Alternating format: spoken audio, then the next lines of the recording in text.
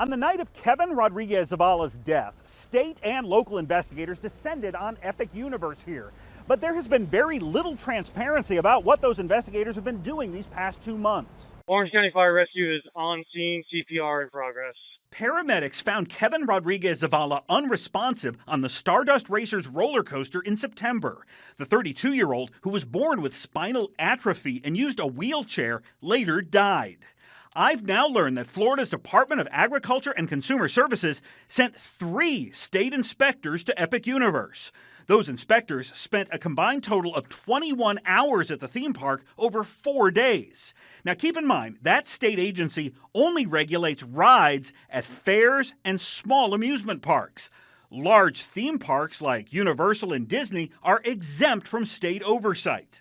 After I pressed the state agency about why it sent an investigator here, a spokesman told me, quote, Universal voluntarily invited FDACs to observe all testing and inspections. Their actions exceeded state requirements. But what state requirements? Well, I received no answers to that question. So I submitted a public record request to the agency. I asked for all of the investigators' documents, notes, photos, videos, and emails. Weeks later, the state got back to me saying it had, quote, no responsive records.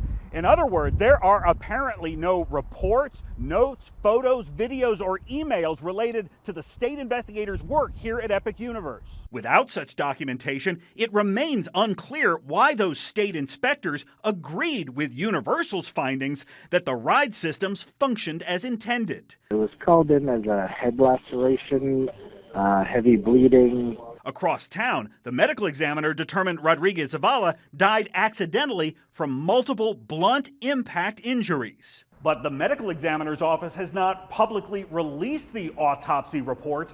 That's because the Orange County Sheriff has asked them to withhold it. I've repeatedly requested public records from the sheriff's office here about Rodriguez Zavala's death, and the sheriff has repeatedly denied giving them to me, saying they involve, quote, active criminal investigative information. Under Florida law, criminal investigative information is considered active as long as there is a reasonable, good faith anticipation of securing an arrest or prosecution in the foreseeable future. So I asked the Orange County Sheriff's Office if they anticipate making an arrest over Rodriguez Zavala's death. The agency has not answered that question. Mike DeForest, News 6.